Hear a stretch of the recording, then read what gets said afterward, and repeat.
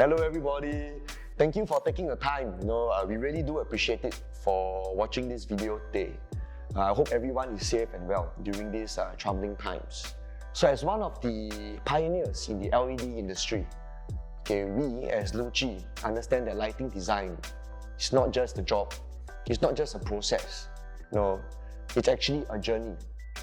So we understand that the job comes with its trials, its troubles. But from our experience with designers within this industry, we understand it comes with a sense of fulfillment as well. To help everyone understand what exactly a lighting designer does, and also a concept of lighting design, we as Luci, fully committed to the lighting design practice and industry, would like to highlight their efforts.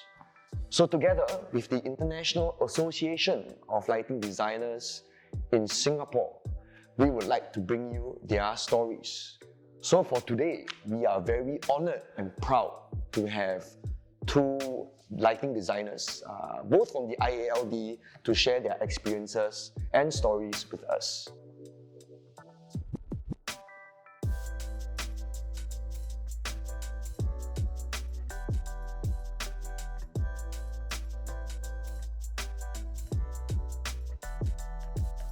Hi, I'm Yahli. I'm the founder and principal designer of Light Collab Singapore. I'm a certified lighting designer since 2015. Hello, I'm Cheryline Chua. I'm a lighting designer from Klaasen Lighting Design, KLD for short, and I'm an associate member of IALD and also a certified lighting designer. How long have you been in the lighting industry? I have been in the lighting industry working for a total of 16 years. Prior to that, I did my master's in lighting design in Wismar in Germany, followed by an internship in Athens, and then came back and worked for LPA for 5 years. And then I founded Light Collab since 2010. So it has been an interesting journey since then. How about you?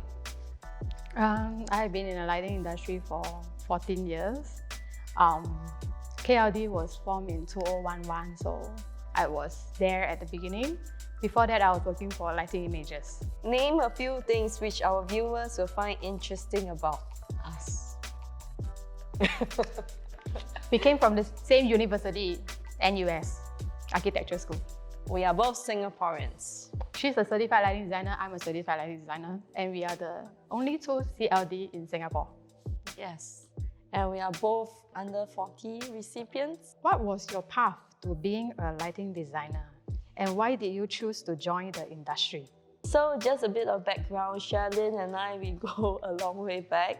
So we used to attend architecture school together. After that, I think subsequently we parted our ways, and then we did our year out, our so-called internship. During that time, I was working for an architectural practice, and I started asking myself, why did I want to be an architect in the first place? So during this process, I was in search of an answer, and I thought that the reason why I wanted to be in the built environment was because of all the amazing images and inspiring spaces that I saw in photos. But during the process of working in an architectural firm, it didn't seem to give me that sort of a feeling. I thought that maybe what was lacking was people were not really talking about experiences and also about emotions of a certain space. Yeah, so I thought that maybe that component seems to be lighting, and I was very inspired by Lighting Planners Associates, Mr. Mende. And ever since then, there was no turning back, and I decided to be a lighting designer. So Cheryline, how about you? I think after I did my architecture internship, I was also searching for, do I really want to be an architect? I was a bit lost. Yeah, so I felt quite lost to the point when I went back to school to do masters. I decided to take leave and go and look for a job. So I became a water fountain designer. That was very specialized. But that's also what led me to experience the impact of lighting, underwater light for water fountains, and also laser projections. So I realized lighting is very important, but I was very curious. I had no teachers to teach me. So one fine day, I came across a job ad, looking for a lighting designer. I thought, oh, that was pretty interesting. So I applied and I got hired. So ever since then, that has been more than 10 years ago. I'm still here designing and learning about lights. What are the types of challenges you face as a lighting designer, Cheryline? The challenge will be trying to get people to understand the impact of lighting and the importance of quality lighting. Yeah, because in the project, in my job, I think it is to educate clients and the project team to see the value of lighting and to put the appropriate amount of budget in it. Yeah, because oftentimes it is one of the things that gets cut down in budget during value engineering, even though architectural lighting actually takes up a small part of total project expenses. So to some people, light is just light. Yeah, they cannot really tell the difference between a finely made fitting or one that you just pick up from, say, IKEA. Yeah. What about you? Actually, one of the questions that I hate people asking me when they found out I'm a lighting designer is, what kind of lights do you use? So to me, that kind of question is so vague because they ask as though like we are just picking out tools, as though like, what do you like to eat? It's so generic, but it's not actually tailored to a certain solution. Like what Cheryline has mentioned, there are like so many lighting fixtures without a context, without background. It's almost impossible to answer that question. So hopefully after this, nobody will ask me that question anymore. I think another challenge is also sometimes people think that they know about lighting. Yes. So they think that they already know, so they don't really open their ears to listen to us. So that's the other challenge we have to. Yes, and then we also face a lot of challenges because people, they might have a little bit of knowledge working with light. So they might not take us 100% seriously, right? They always like to impose their so-called experience, but they might not, unfortunately, have the whole spectrum of experience, right? So the problem being is that they might be missing out some critical information which they do not know. Yeah, so that's why being certified is very important. Atlas Bar is a bar that sits in a more than double volume space in the grand lobby of a unique building called Parkview Square. The building itself is quite iconic in Singapore. We have a nickname for it called Gotham Building because it reminds us of the Gotham City in Batman movie. So there was actually a bar running in this lobby since the building was completed around 20 years ago. But I would say it was the renewal that happened 4 or 5 years ago that really brought this bar to prominence and the forefront of the world's bar. It features a 3-story gin tower that has a large collection of gin bottles from all over the world. And I feel very grateful to be involved in this project with my design director, Martin Klaasen, and with Hassel Studio to do this renovation project. On the first year of its opening, it actually debuted 15 on the world's 50 best bars, and right now it is the 4th. In the year 2018, it was also named by Time magazine as one of the places in the world worth experiencing under the category of places to eat and drink. So it also received IES awards and LIT awards. So I would say this project is really one project where you can really experience the impact of lighting, be it in the daytime or at night. I think the inspiration is drawn very much in the space it sits in.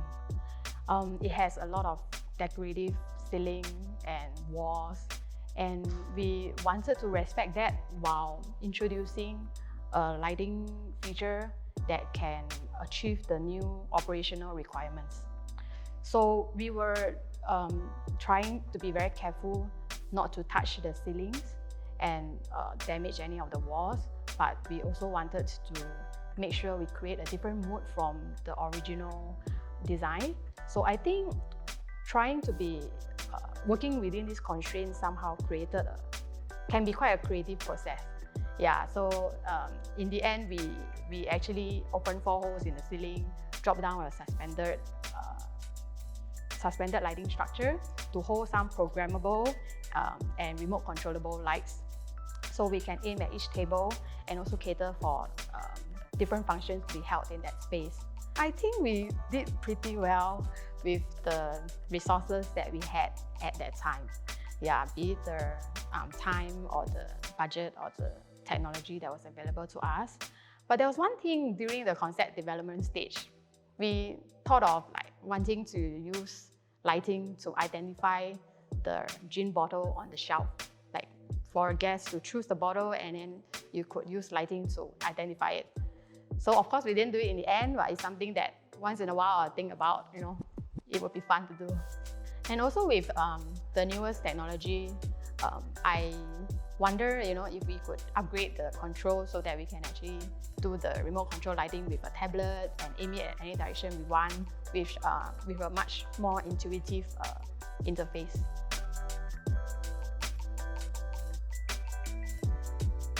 Singapore Buddhist Lodge is one of the oldest charities in Singapore. It has been built since 1934. So a few years back, we were commissioned to be part of this A&A renovation works. So they actually needed to they are redoing the facade for the existing building and also creating quite a few extensions.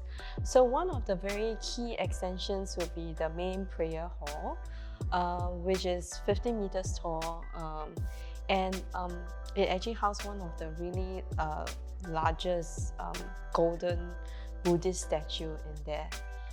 So this space was completely new. What happened was when we came on board, like what Cheryline mentioned before, budget was always an issue.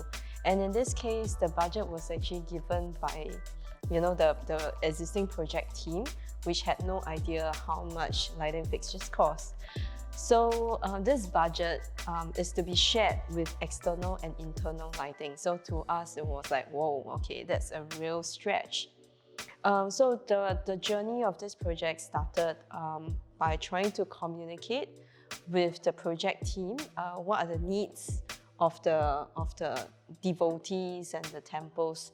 So the brief to us was that in the main prayer hall, there will be quite a number of seniors visiting this temple.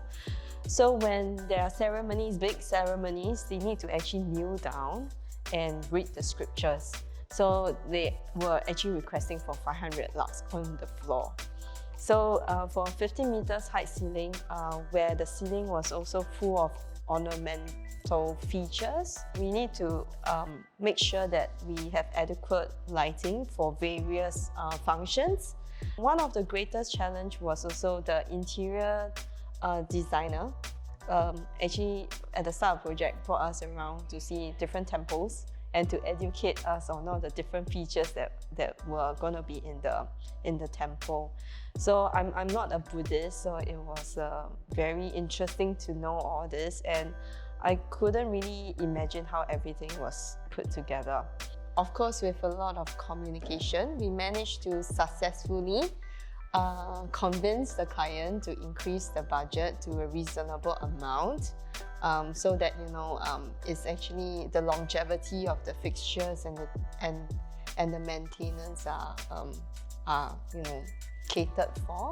I think listening to the client was key, and I think communication even with the head monks. They the idea of the focal glow on the statues, and because there were so many different features, people actually thought that the lighting, the focal glow on all these ornaments were important. But actually, when we try to accentuate all these different 3D elements, right, they were all over the place, on the ceiling, on the stage. One of the key things that we need to consider was the shadows that we might cast unnecessarily.